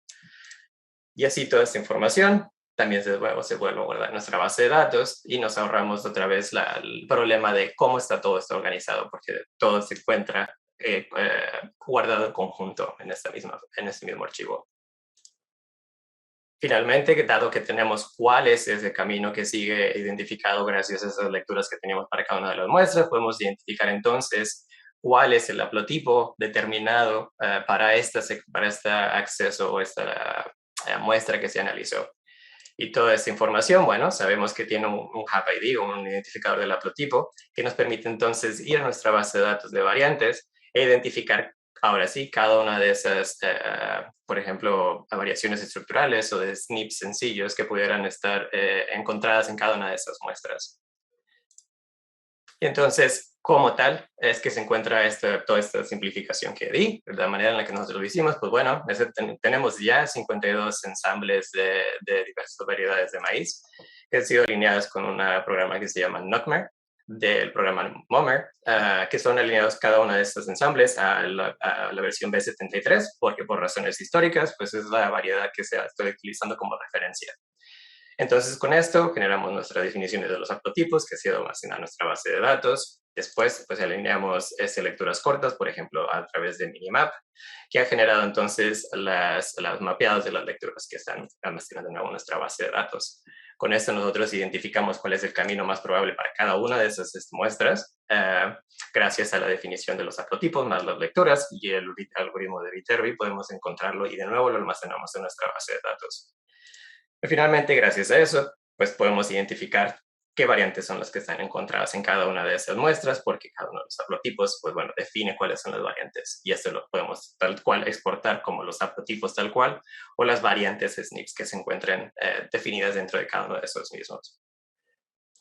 Y habiendo dicho eso, ¿cómo se ve esa información? Pues bueno, como un análisis sencillo, dado que en un principio nuestra base de datos de haplotipo fue definida nada más por lo que son los fundadores de esta Association Mapping Population, pues quisimos probarlo con eso mismo. Esto lo interesamos, nos tenemos que analizarlo con las más de 4.700 muestras de estas líneas recombinantes endogámicas. Y eso es cómo se ve. Entonces, dado que nosotros tenemos todos los haplotipos que corresponden para cada una de estas poblaciones, podemos identificar entonces prácticamente con un margen de error de menos de 1% para la mayoría de las poblaciones, cuál es el haplotipo correcto para identificar cuáles son los SNPs que estaban encontrados para estos mismos. Podemos ver aquí que para las muestras que están más del lado izquierdo, hay una mayor proporción de error. Sin embargo, nosotros sabemos por análisis en este tipo de población que hay cierta probabilidad de error nada más por el manejo de las muestras, porque hay un poco de información de heterocigosidad residual que no se puede eliminar, entonces inclusive el identificar los SNPs se vuelve un poquito complicado, pero de nuevo estamos bastante contentos con información de GBS que es muy antigua, podemos nosotros identificar prácticamente la composición del genoma completo para cada una de estas 47.000 muestras. Una prueba más compleja, sin embargo, bueno, se vuelve el identificar ya no nada más lo que son muestras que sabemos están en nuestra base de datos, sino de accesos, sino de muestras que están no incluidas dentro de la misma. Aquí la parte de la derecha de la gráfica prácticamente son las mismas muestras, las partes del lado izquierdo son muestras que no están como parte de nuestro análisis, y sin embargo todavía vemos también que se mantiene una alta calidad o un bajo margen de error para la imputación de todo el genoma de estas mismas muestras. Sin embargo, obviamente, podemos ver que tenemos unas que son un poquito más complicadas de imputar porque se sabe que son variedades más, digamos, diversas de lo que contenemos en nuestra base de datos actual. Entonces, como resumen, nosotros podemos imputar todo un genoma completo a una muestra de maíz con una gran precisión cuando tenemos los haplotipos o haplotipos muy similares a los que se queremos imputar. Y hay muy poca diferencia también si utilizamos un whole genome shotgun sequencing o si utilizamos información GBS, que es muchísimo más reducida en la manera en la que muestrea el genoma. Sin embargo, también, bueno, lo que no tenemos nosotros en nuestra base de datos, bueno, tiene un poco más bajo de calidad. Pero podemos trabajar con eso de todos modos. A la hora de revisar por qué tenemos esos errores, nos damos cuenta que esas variedades mantienen los errores no distribuidos a lo largo de todo su genoma, sino que suelen concentrarse en tiradas de errores reducidas. son prácticamente todos los errores se mantienen en conjunto en una sección particular de cada cromosoma. Entonces eso nos dice a nosotros que quizá pudiéramos arreglar eso agregando más genomas a nuestra base de datos. Entonces, ¿cuáles son los beneficios de esta herramienta? Bueno, que es completamente independiente del tipo de dato utilizado, porque el cambio entre GBS o WGS es prácticamente muy, muy bajo. Asimismo, mantiene la información de los haplotipos y de las imputaciones de las muestras en una base de datos relativamente ligera. Por ejemplo, la información de más de 5.000 taxa se puede mantener en una base de datos relacional de 65 gigabases en comparación con, por ejemplo, un archivo de DCF de más de 1 terabyte. Asimismo, expandir la base de datos con más haplotipos, bueno, no va a incrementar mucho el tamaño de la base de datos como tal. Y finalmente se está desarrollado en Java con una implementación en R que es relativamente práctico de utilizar. Uno puede generar su propio PhD y puede inclusive utilizar las bases de datos de otros para hacer los análisis que uno necesite. Entonces, ¿cómo pudiéramos mejorarlo? Bueno, primero, pues pudiéramos quizá identificar más claramente cuáles son las regiones en donde las recombinaciones en realidad ocurren, para identificar, bueno, ahora sí con mayor seguridad, cuáles son las regiones que pueden estar variantes. También pudiéramos mejorar el haplotipo, el algoritmo de imputación, en donde pudiéramos también colapsar los haplotipos equivalentes, utilizar información de pedigrí o de pares relacionados para facilitar prácticamente el trabajo de imputación como tal, así como la identificación de esos heterocigotos.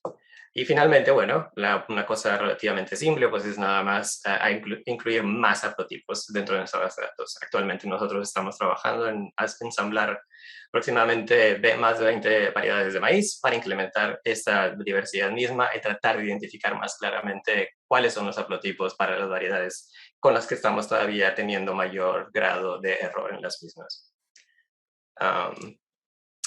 Con esto quiero terminar, pero sin antes agradecer a todo nuestro laboratorio por el trabajo que estamos haciendo, particularmente en Asesores Butler, además de, obviamente, a toda la comunidad del maíz por todos los ensambles de trabajo que han estado haciendo, además de la información para genotipificar todas estas muestras. Y finalmente, obviamente, también a las fuentes de soporte que tengo, tanto en CONACYT como el USDA y el NSF, para la información que estamos generando y mi doctorado. Muchas gracias.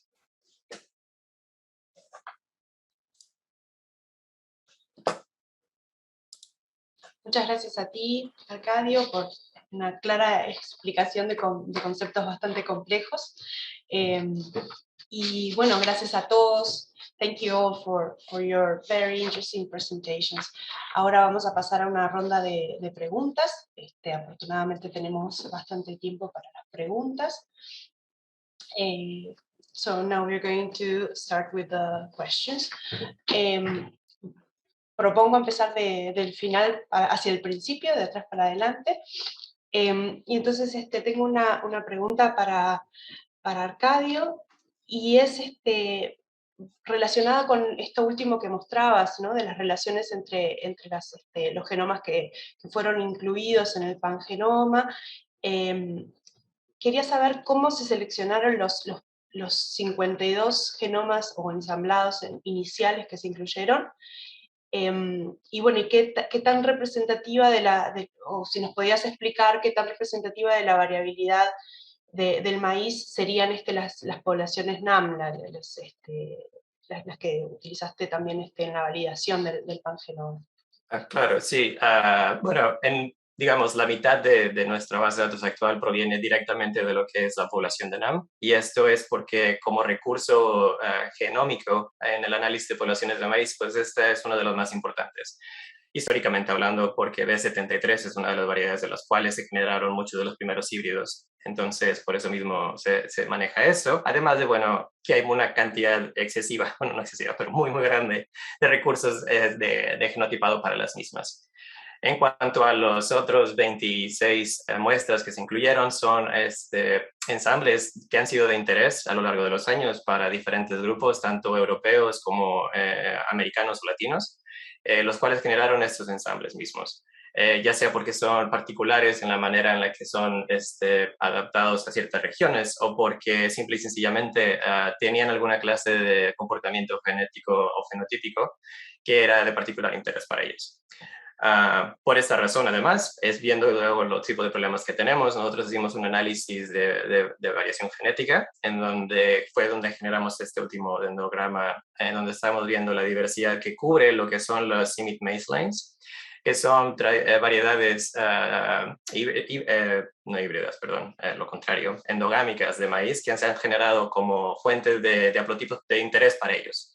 Entonces vemos en dónde están localizadas estas poblaciones y nosotros, bueno, vamos y seleccionamos las que están disponibles para secuenciarlas y entonces, digamos, incrementar la probabilidad de tener haplotipos nuevos dentro de nuestra base de datos. Muchas gracias. Perhaps I can link with what we saw for potato, and we were discussing, Christian, about the criteria for selecting the assemblies that were included in the pangenome construction in maize, and how representative they were of the diversity of the crop. Would you like to comment something on that for your data? You're muted. Yeah, thanks. Indeed, I think that's a very important point. Actually, I was very surprised to see the amount of diversity that we had in our 6 cultivars, which equals the 24 haplotypes.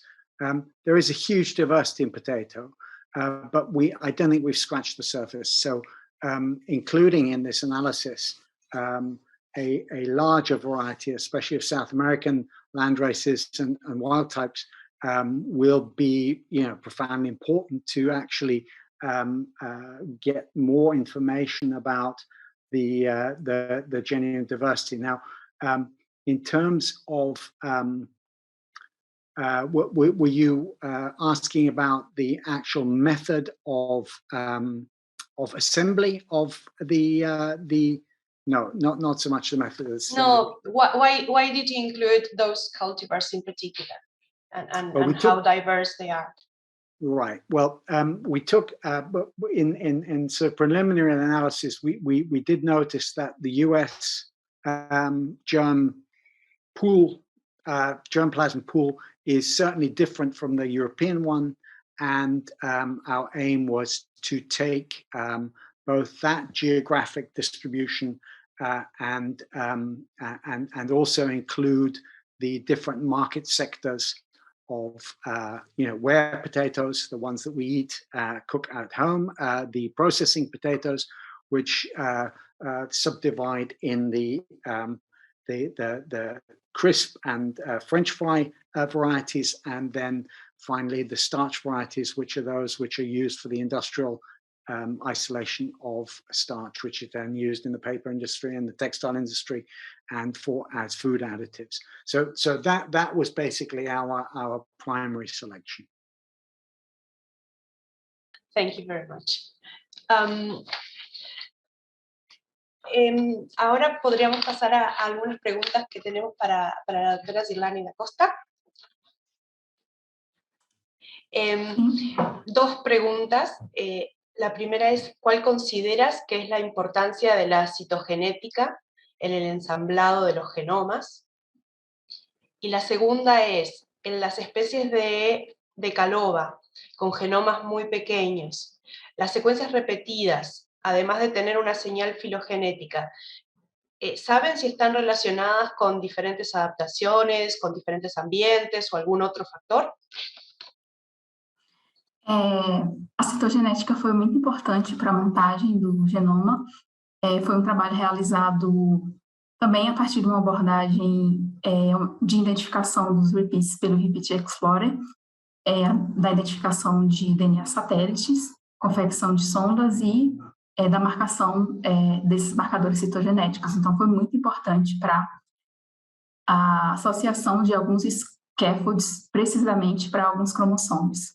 Então, isso ajudou muito a montagem, ajudou muito a montagem ficar mais completa, porque alguns scaffolds a gente tinha dúvida em qual cromossomo seria alocado, e a partir da informação do marcador, do marcador citogenético naquele cromossomo e também da informação da bioinformática, a gente conseguiu alocar esses scaffolds precisamente em alguns desses cromossomos. Então, foi, sem dúvida, muito importante e melhorou bastante a montagem.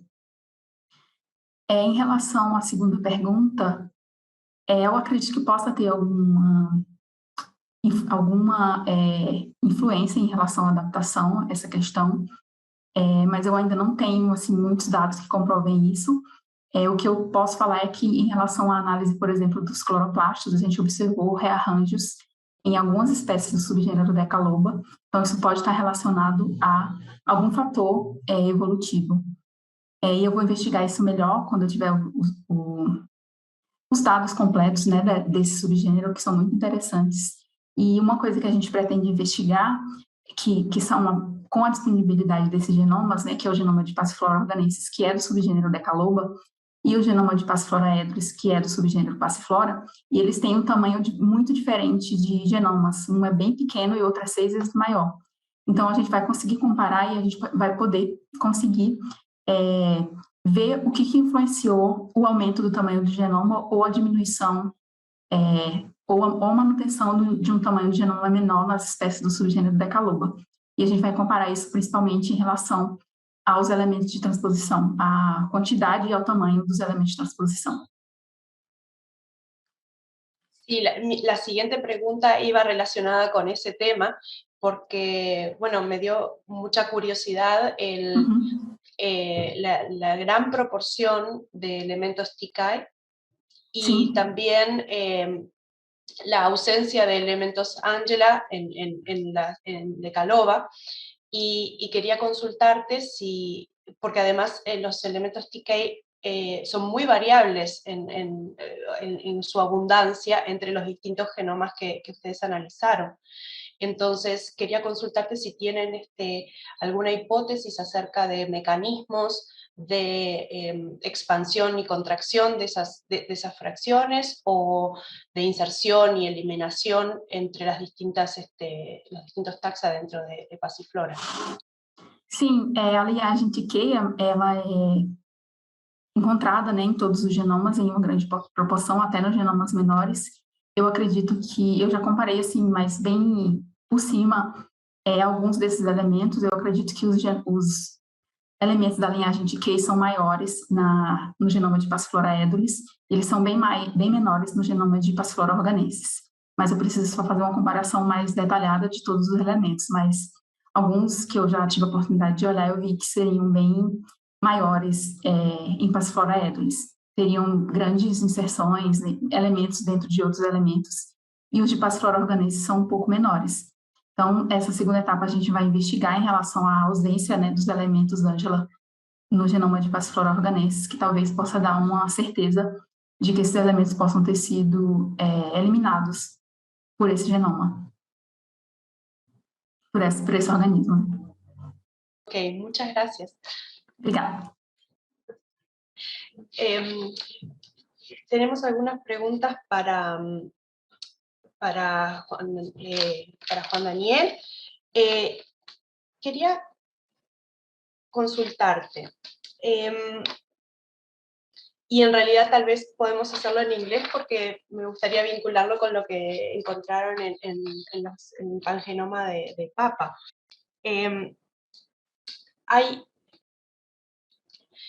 There was a question from the audience about your observation that the 40% of, so you had about 64% of the genome that was a core genome, and then about 40% that was either for some of varieties or exclusive to one cultivar. And the question was whether you consider that is an underestimation, and why. And I wanted to link it also to what Dr. Wagen showed for potato, because in that case, the percentage of core genome or common genome is much higher, and I would like to discuss with you whether you think it has something to do with the sampling or something to do with the different subgenomes in wheat and potato, or the history of breeding of these two different crops. What hypothesis could you propose? Well, thank you for the question. That is a very difficult question to tackle. So from my point of view, the main reason why I say that this is an underestimation of the percentage of variable genes in the wheat plant genome, it's because the sequencing that we used, or at least the varieties that we use for sequencing and for the construction of the plant genome was very narrow. So it was a very narrow genetic diversity. So we are talking about highly developed and inbred individuals, yes, that are mostly grown in Australia. Yeah, even though they've been bred from a diversity of different wheat varieties along the years. Yeah, they don't necessarily include many of the most specific genes that you can see in native germplasm in Iran, in Asia, in Europe. So having said that, it's like if we take into account that we only use 18 genomes, highly homozygous and inbred genomes, in order to construct and model the pangenome, yeah, we're still missing thousands of individuals that will decrease the number of core genes. So, or in other words, will increase the number of variable genes that only appear in one species or in one individual, not in the others. So that is why I say this is an underestimation. Now, there is a big difference compared to potato, right? First of all, wheat is not usually clonally reproduced. And that means that it doesn't accumulate as many somatic mutations that will be stored in the potato seed as potato itself. So that's part of the reason why potato is so heterozygous, and it has so many missense mutations or truncated genes. There are so many deleterious mutations in potato. So many of the mutations that I suppose you will find in potato, yeah, will not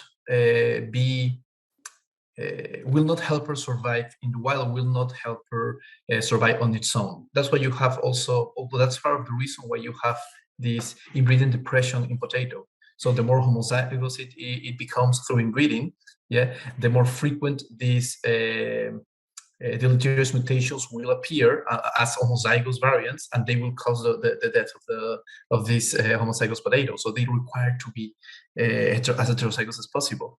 So I would expect that the reason why the current pangenome potato shows little or a smaller number of variant genes or higher core genome, it's because it hasn't yet explored other sources of diversity. It might be the most diverse or the most commercially interesting potatoes in Europe and America, but it doesn't necessarily reflect, for example, the most native diverse varieties in South America or other centers of diversification. Yeah, which would be the same for wheat in this case. Yeah, and I think it's important just to note that the allohexaploid or the autotetraploid nature of potato allows deleterious genes to be hidden away in the genome, and recessive deleterious mutants to just remain. And only when you get to the diploid level are these more frequently then exposed. Whereas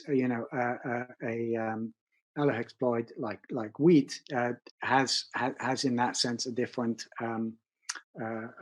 biology in terms of its and I do agree that the larger percentage of core genes that we found is probably likely to be due to the fact that we haven't sampled a large enough sample of genotypes, and I'm sure that will increase. Your reply leads me to my next question, which is, did you find any hints on You've gone mute. that I was saying that your reply leads me to my next question, which is related to deleterious genes. Did you find any hints from the pangenome on deleterious genes and that could help for diploid breeding, which is the current method in potato? Yes, yes, indeed. We scored all the haplotypes that contained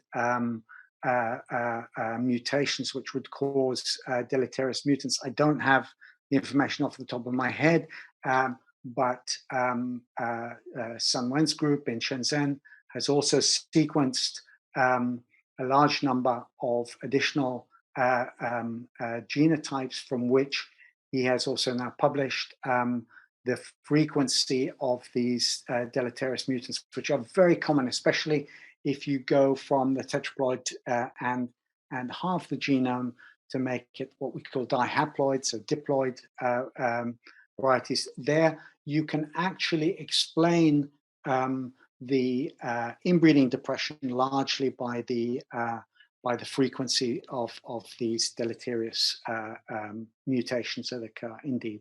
And if you look then at the possibility of breeding inbreds,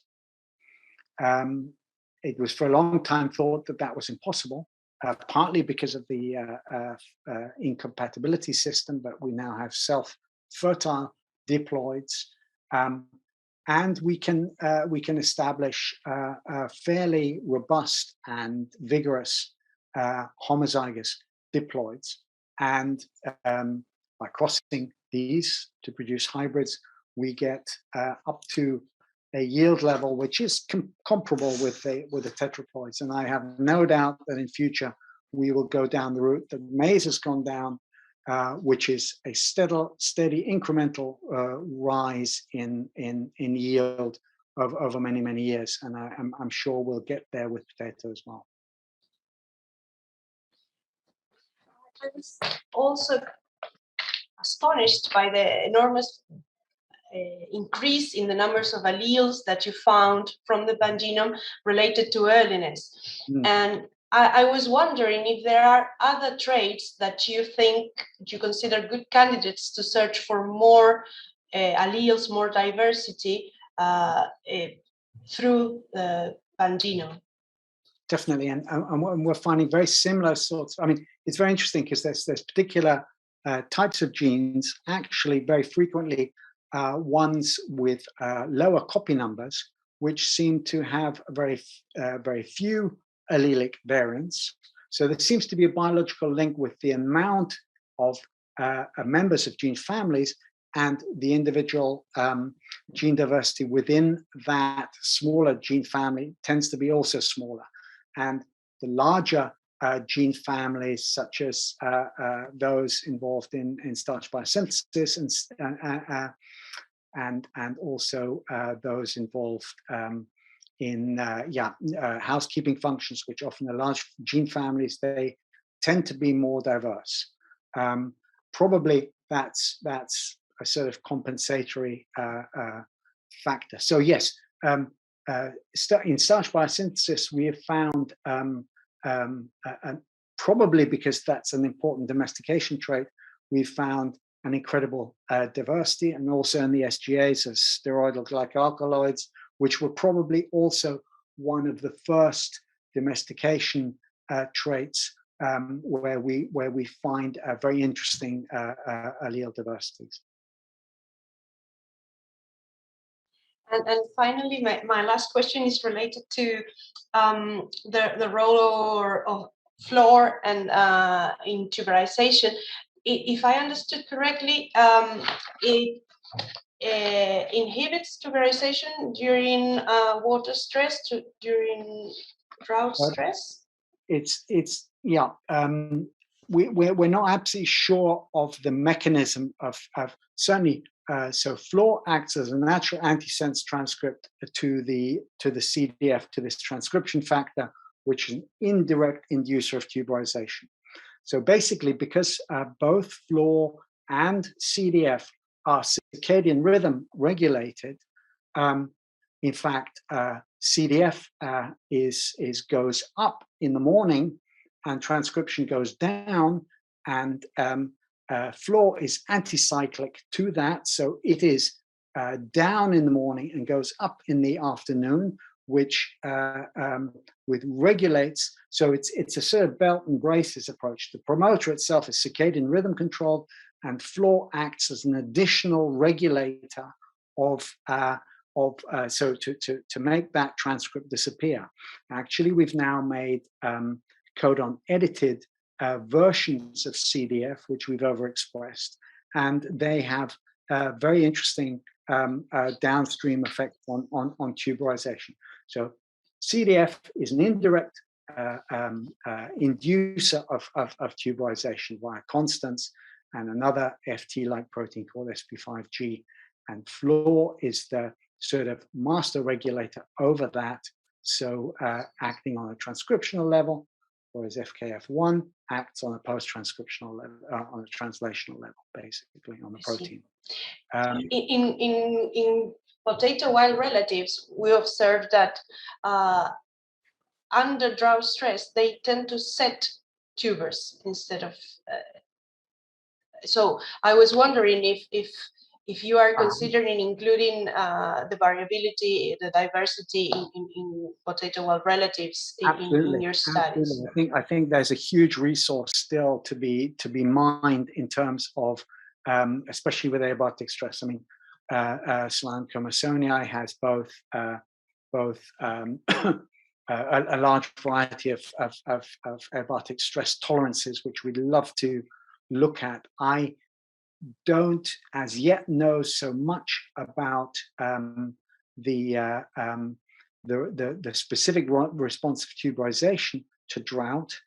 We found in generally that's inhibitory rather than it may set tubers early, but tuberization is both inhibited by heat and by drought. So it would be interesting if you have wild accessions which respond differently. Great, so we are almost on time, so I would like to thank you all for your excellent presentations, for your contributions to this symposium. Muchas gracias a todos y todas por esta contribución muy valiosa para hacer más interesante este simposio. And thank you very much for your disposition to respond to questions. And if I get any more follow-up questions, I will forward them to you. Les envío entonces las preguntas que puedan surgir de la audiencia durante el congreso. Muchísimas gracias y muchas gracias a todos y todas por estar participando de este simposio y por su audiencia.